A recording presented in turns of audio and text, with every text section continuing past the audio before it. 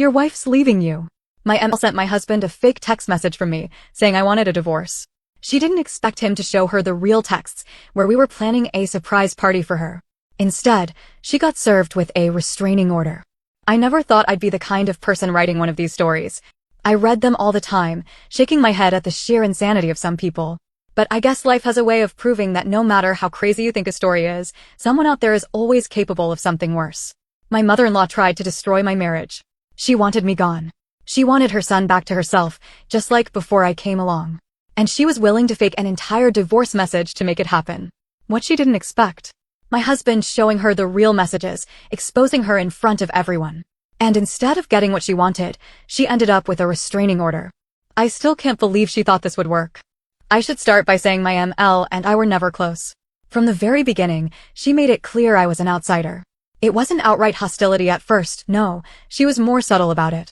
Passive-aggressive comments disguised as motherly advice. Oh, sweetheart, you should really season your food more. My son is used to flavor. Laughing too hard at her own joke while my husband glared at her.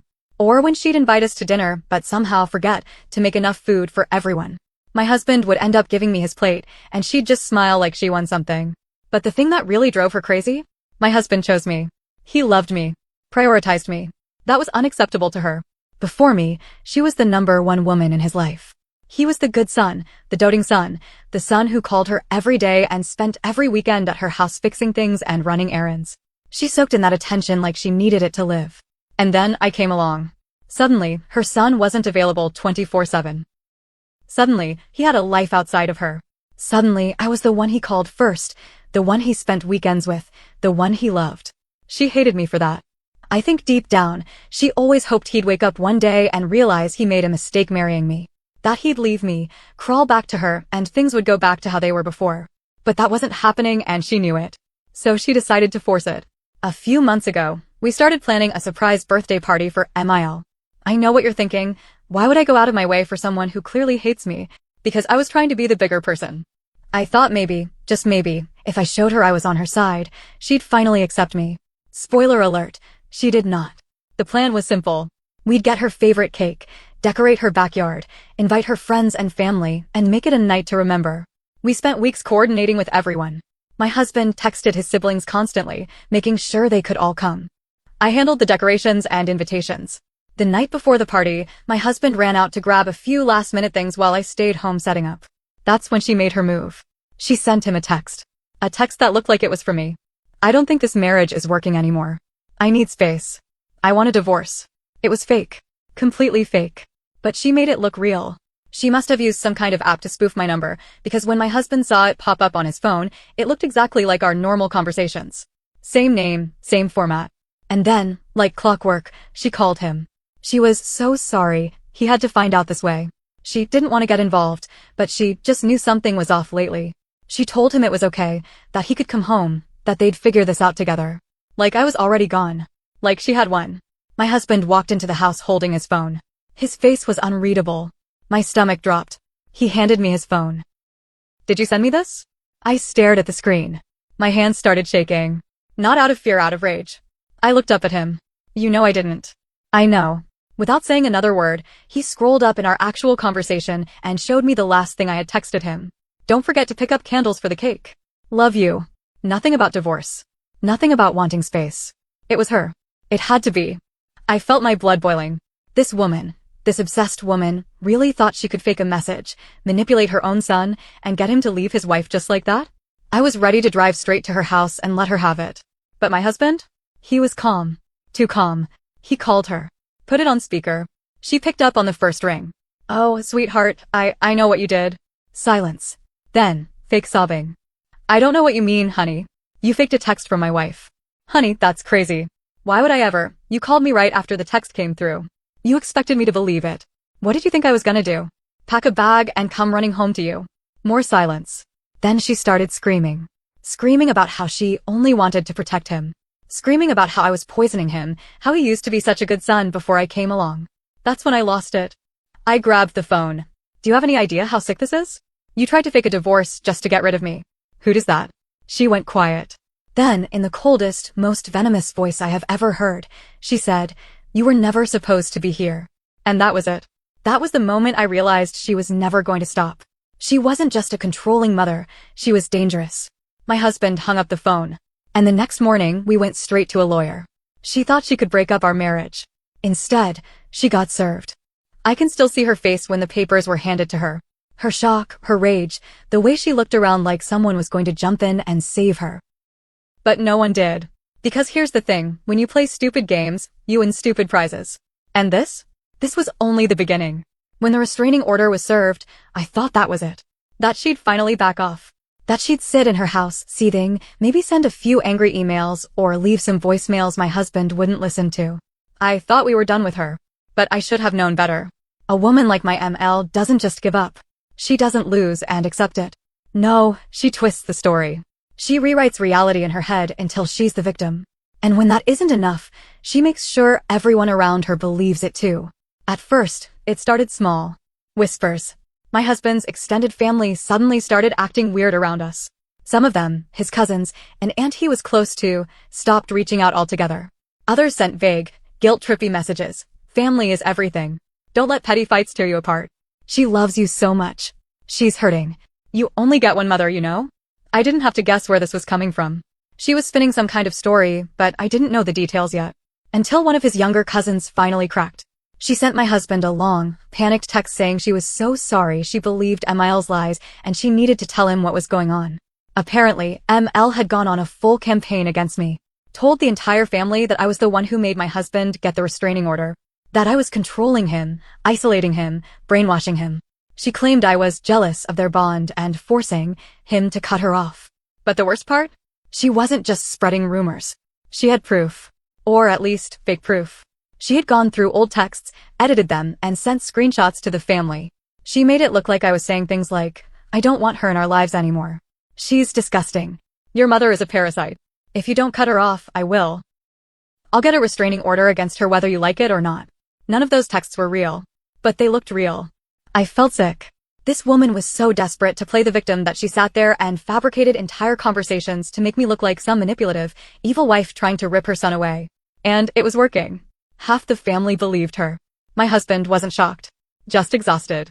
He sat there, staring at his phone, rubbing his face like he was trying to wake up from a nightmare.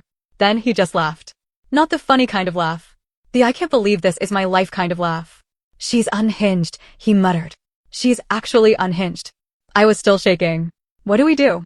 She's ruining my reputation with your entire family. He grabbed his phone and, without a word, called his mother. She picked up immediately. Oh! Honey, I was just thinking about you. He didn't even acknowledge it. Why are you faking texts? Silence. Then, the fakest little gasp. What are you talking about? You know exactly what I'm talking about. Sweetheart, you made fake texts, sent them to our family, and told them she forced me to get the restraining order. Do you even realize how insane that is? Then she started crying. Not normal crying. Theatrical crying. Loud, choked sobs, like she was auditioning for an Oscar. I just wanted my son back. I've been so lonely. I didn't know what else to do. And then, when the fake crying didn't work, she went straight to manipulation. She's changed you, baby. You're not the same. You used to be so kind, so caring. I'm not doing this. He cut her off. I just needed to hear it from you. I needed to know just how far you'd go. And now I do. He hung up. I thought that would be the end of it. That after being caught again, she'd finally give up. But no. She had one last trick up her sleeve. And this time, it wasn't just fake texts. This time, she went real world with it. A week later, we were at work when my husband got an urgent call from our landlord. ML had called our landlord and told him we were planning to break our lease early. She pretended to be me. Said I was the wife, said we were moving out soon, and even asked when we could come by to drop off the keys. Luckily, our landlord is not an idiot. He had met me before, had my number on file, and immediately thought something was off. That's why he called my husband directly to check. We were livid. I called her myself this time. I was done letting my husband be the one to handle it. She answered on the second ring. Oh, sweetie, I was just thinking about you. Did you seriously just try to get us kicked out of our own home? A pause. Then, I don't know what you mean. Don't play dumb. You called our landlord. You pretended to be me. Another pause. Then, well, I just figured you'd be leaving him soon anyway. I was only trying to help you move on. She said it cheerfully. Like she was doing me a favor. I lost it. Listen to me very carefully, I hissed. You have crossed every possible line. If you try something like this again, we will escalate this legally. We have proof. We have records. And you will regret it. Then I hung up. I could barely breathe. This woman wasn't just meddling anymore. She wasn't just trying to break us up. She was trying to destroy our lives. And I had no idea what she was going to do next. After the landlord incident, I thought we had seen the worst of her. I thought surely that was rock bottom. She had been caught lying, fabricating texts, trying to sabotage our lease. What else could she possibly do? But I should have known better. A woman like my ML doesn't stop. She just gets smarter. At first, things went quiet. Too quiet. No calls. No texts. No flying monkeys showing up in our inbox. Nothing. It felt wrong. Like the moment before a storm, when the air is too still and heavy, and you just know something's about to hit. I was right. A month later, I got a letter in the mail. Not a normal letter. Not a passive-aggressive birthday card with "still love you even if you don't love me back." ML scrawled inside. No, this was a cease and desist. From her lawyer. She was trying to sue me for defamation. I almost laughed when I saw it. It was so ridiculous, so insane, that my brain refused to process it at first. I had to read it twice. Then a third time. She was accusing me of spreading lies about her, harassing her, and causing her emotional distress. Me. The same woman who faked text messages. The same woman who tried to get us evicted. The same woman who got herself served because she couldn't stop meddling. And now she was trying to paint herself as the victim. I showed it to my husband. His face turned red, not with embarrassment, not with anger, but with that cold, focused rage I had only seen once before. She really has lost her mind, he muttered. She actually thinks this is going to scare us. It didn't. We took the letter straight to our lawyer. And that's when we found out something even worse. She wasn't just coming after me. She was coming after my job. My lawyer raised an eyebrow while scanning the papers. She sent these to your workplace too? I blinked. What? Yeah, look at this. He pointed to a section I had skimmed over. It was a copy of an email, one she had sent to my HR department. She had told them I was spreading false information about her online, that I was a dangerous, unstable person, and that I had a history of harassing family members. She wanted me fired. She wanted to take away my income. She wanted me ruined. I could barely breathe. Can she actually do this? No, my lawyer said immediately. This is nonsense. But we're going to hit back hard. She made a huge mistake sending this to your job. Now she's opening herself up to real legal trouble. That calmed me down a little. But only a little. Because the truth was sinking in. This wasn't just her being dramatic anymore. This wasn't just a temper tantrum because she didn't get her way. This was her trying to destroy my life. And I had no idea how far she was willing to go. We responded to her lawyer immediately. A firm, professional letter outlining that her claims were completely false and that, if she didn't back off, we'd be countersuing for harassment and defamation. We thought that would be enough. We thought that would shut her down. But all it did was make her angrier. The next week, my husband's car was vandalized. Not slashed tires. Not a few key scratches. No. Somebody had dumped paint stripper all over the hood. The entire top layer of paint was gone, eaten away like acid. Deep, ugly streaks covered the metal. It wasn't a random attack. This was deliberate. And the timing? Too perfect. My husband stood there in the parking lot, staring at the damage, fists clenched. She did this. I swallowed hard. We don't have proof. Yet. We checked the security cameras in our apartment complex. At first, it seemed hopeless. The angle facing our parking space was just out of range. But then we checked the back entrance cameras. The ones facing the sidewalk. And there she was. Mill. Clear as day. She wasn't the one pouring the paint stripper, no, she was too smart for that. But she was standing there watching. And the person actually doing it? Her sister. She had dragged her own sister into this. I wanted to scream. I wanted to march right up to her house and demand to know what the hell was wrong with her. But my husband? He was done. Call the cops, he said. We're pressing charges. That was the moment things changed. She had spent months playing victim, twisting the truth, convincing everyone that I was the bad guy. But now? Now we had actual evidence. We had security footage linking her to a crime. And when the cops showed up at her house, when they confronted her with the footage, she cracked. She sobbed. Begged. Told them it was just a misunderstanding. Said she didn't know her sister was going to do anything. That she was just in the wrong place at the wrong time. But they weren't buying it. She was arrested. And when the news got out, her entire perfect little image shattered. The family that had been defending her, that had cut us off, they turned on her. And now? Now we're waiting. She's facing actual charges now.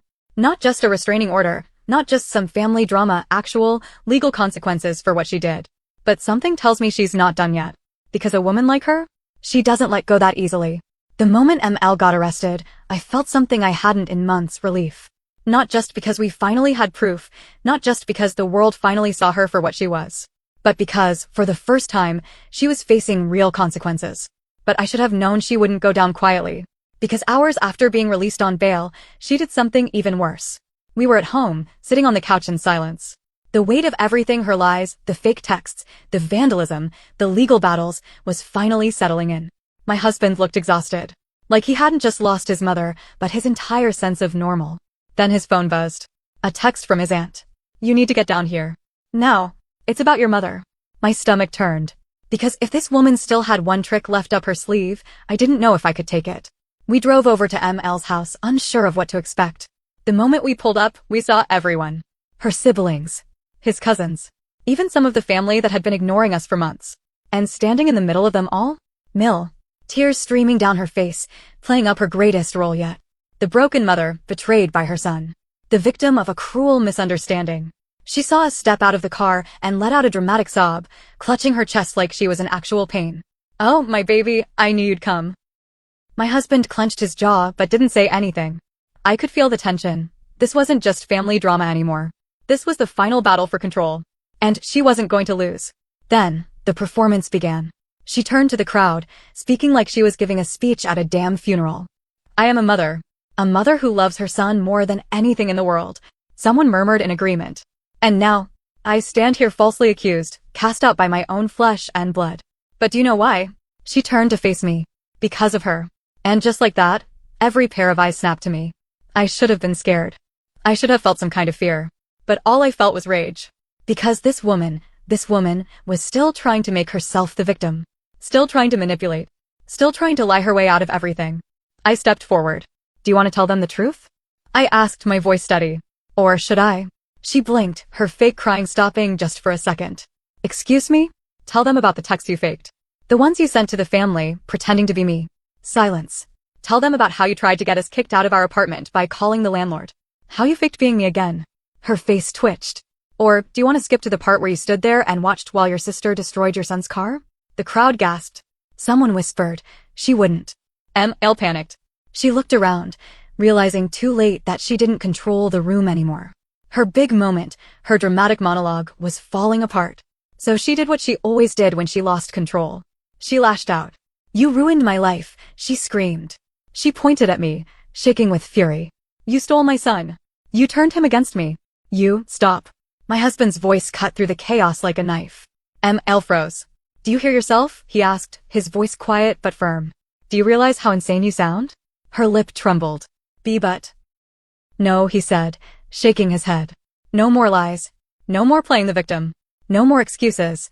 Her breath hitched. "You weren't just anything," he snapped. "You tried to ruin my marriage. You tried to ruin my wife. You tried to ruin me." The crowd was dead silent. And the worst part?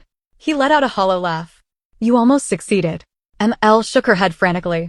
No, baby, that's not Mom, I love you." She stopped.